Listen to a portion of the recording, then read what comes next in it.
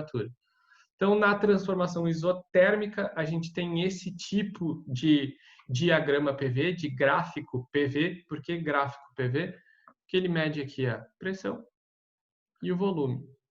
Como a gente tem uma isotérmica, a temperatura não aparece diretamente, ela vai ser representada, as isotermas, por essas curvas aqui. Ó.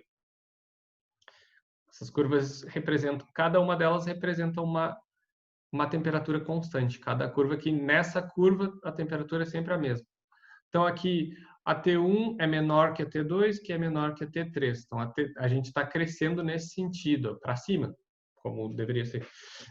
Então, a gente tem aqui, pela a equação aqui que esse gráfico nos proporciona, que é a pressão vezes o volume inicial, 1, vai ser igual a pressão vezes 2 vezes o volume 2. Então, se a gente tem uma redução na pressão, a gente vai ter que ter um aumento no volume, que é o que está acontecendo aqui. A pressão reduziu, o volume aumentou. E onde é que a gente pode imaginar isso? Só apertar uma coisa, normalmente tu vai sentir que ela está diminuindo de volume e está apertando. Uma coisa que a gente sente é que tem um aumento de temperatura, mas nesse caso a gente tem a temperatura controlada. Depois a gente vai ver um vídeo mostrando um caso desse. Segundo caso aqui, no gráfico PV, ó, a gente vai ter pressão constante, transformação isobárica. Vejam aqui, essa aqui nesse PV é dos melhores, ó, porque a pressão é sempre a mesma, ó, uma linha reta, pressão constante. Volume passando de um volume 1 para um volume 2. Aqui a gente tem um gráfico onde a gente tem o volume e a temperatura. O volume, então a pressão não aparece, mas a gente tem uma relação linear aqui, ó, com a temperatura aumentando e o volume também aumentando. Aqui a gente tem uma proporção inversa. Ó. Se o volume diminuir, se o volume aumentar, a tendência é que a gente tenha uma redução na temperatura. Certo? E por último, para terminar, a isométrica, de novo, gráfico PV, melhor forma da gente enxergar essas coisas. O volume aqui constante, ó, não está mudando, e a pressão aumentando. E esse é o tipo de equação que a gente tem. Ó. Daí relaciona, em vez de ter volume e temperatura, a gente tem pressão e temperatura. Volume e temperatura. Quando a gente tem, então desde o início, quando a gente tem a temperatura constante, ela não aparece na equação. A gente vai ter a pressão e o volume. Quando a gente vai ter a pressão constante, ela não vai aparecer na equação. Vai ter volume e temperatura. Sempre uma relação das três. E quando a gente tiver o volume constante, a gente vai ter uma relação de pressão e temperatura. O volume não aparece na equação. Da onde vêm essas outras três equações?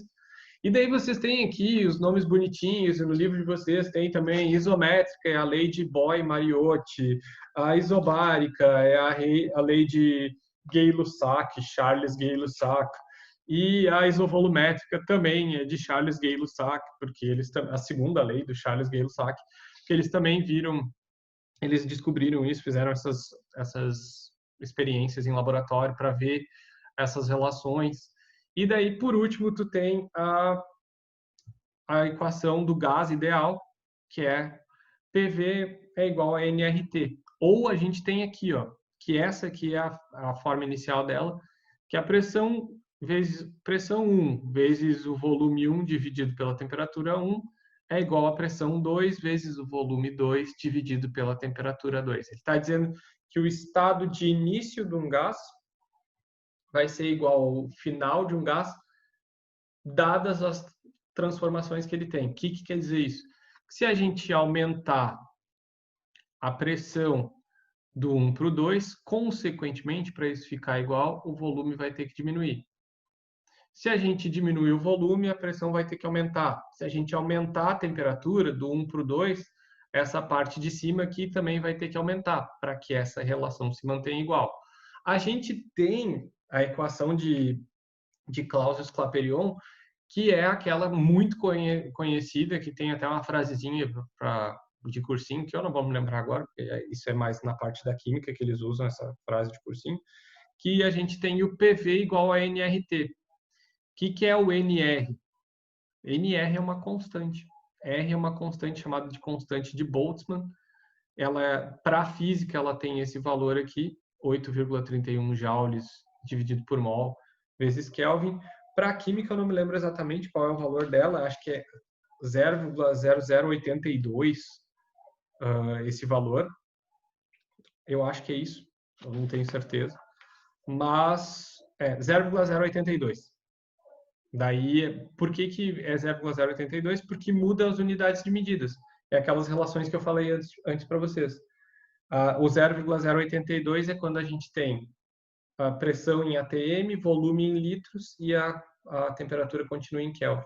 Mas daí essa mudança acontece por causa da forma de tu calcular das unidades de medida que tu usa.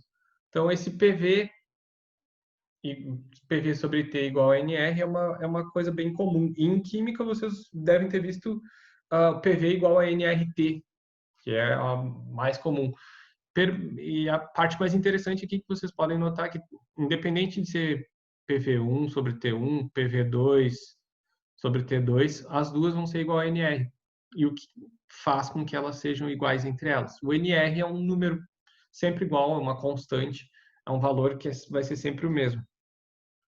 Você só tem que cuidar, de fato, as unidades de medida, tá? Então, fiquem atentos a isso. A gente também vai ver uma coisa que é super importante, que é a energia cinética de um gás, que é a energia de movimento de um gás. Quanto mais rápido ele se mexe, e isso está diretamente ligado à temperatura. Quanto mais rápido o movimento das moléculas de um gás, maior vai ser a temperatura dele. Olhem aqui, né? Se eu aumentar a temperatura, aumenta a energia cinética. Se eu aumentar a energia cinética, aumenta a temperatura. Por que eu só penso na temperatura aqui? Porque o R é constante e o N é o número de moléculas, de mols do gás. Normalmente a gente usa 1. Então, eles não vão influenciar na energia cinética.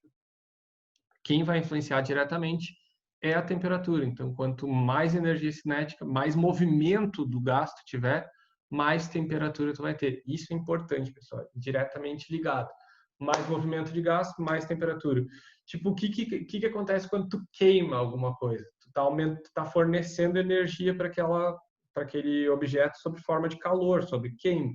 Tu tá aumentando a temperatura dele. Se tu aumentar a temperatura dele, aumenta a energia cinética dele. Se aumentar a energia cinética dele, aumenta a temperatura dele. É uma relação de consequência. Então, por isso que a gente usa gás para esquentar a água. A gente está fornecendo energia, aumentando a temperatura. As moléculas da água estão se mexendo e daí a gente pode ver isso na água, que ela começa a borbulhar loucamente por causa da energia cinética dela está aumentando, porque a temperatura dela está aumentando. As duas coisas estão diretamente ligadas.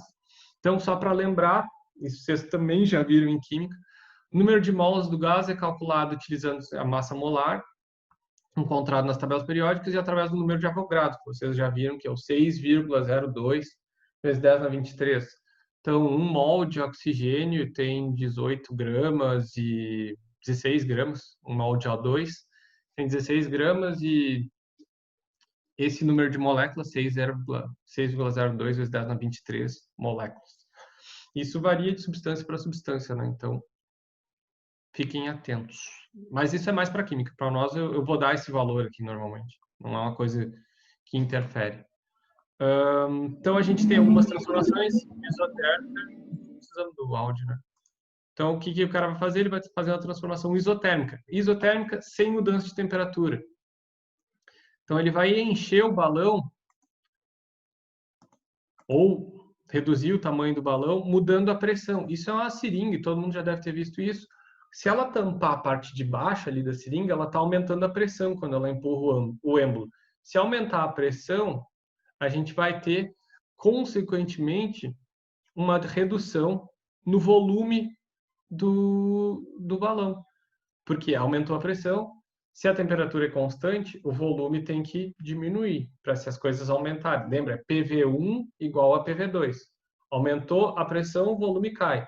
E daí o que acontece quando ela solta? Quando ela solta, a pressão diminui, o volume aumenta, para as coisas se manterem iguais, constantes. Segundo, aqui a gente tem uma transformação. Não interessa. A gente vai fazer uma transformação isobárica, pressão constante.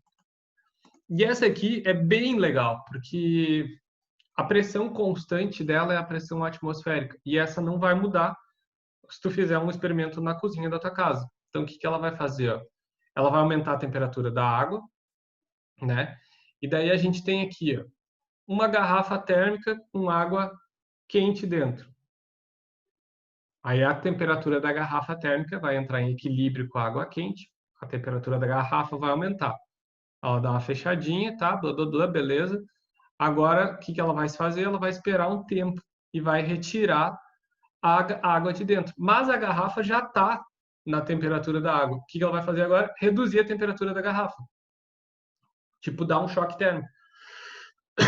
Vejam o que acontece com a garrafa. Ela diminui de volume. A pressão é a pressão atmosférica. Ela se manteve constante, sempre igual. O que mudou foi o volume e a temperatura. Primeiro, ela aumentou a temperatura da garrafa. Quando ela reduziu a temperatura, o volume reduziu também para se manter constante essa relação. Bem interessante esse exemplo. Essa aqui é a mais louca, porque a gente está falando de uma isovolumétrica e eles estão tratando do volume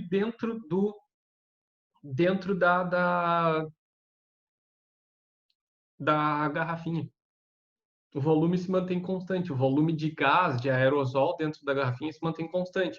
Eles estão botando fogo no desodorante para aumentar a temperatura. Com o aumento da temperatura, aumenta a pressão, porque as moléculas dentro do desodorante estão aumentando a quantidade de movimento delas, estão se mexendo cada vez mais rápido, aumentando a pressão nas paredes do desodorante, até que ele estoure. E por que ele estoura? Porque a pressão dentro do desodorante é muito grande, então ele não consegue mais segurar aquele volume. Então ela precisa liberar essa pressão de alguma forma, que é como funciona uma panela de pressão. Uma panela de pressão funciona desse jeito. Se tu não tiver a válvulazinha lá para liberar o vapor, a panela estoura. Porque tu tem na panela de pressão o aumento da temperatura, o volume está fechadinho, o volume de líquido ali dentro. Está aumentando a temperatura, consequentemente aumentando a pressão dentro da panela. Se tu não liberar um pouco aquela pressão, a panela vai estourar, que nem aconteceu aqui com o desodorante.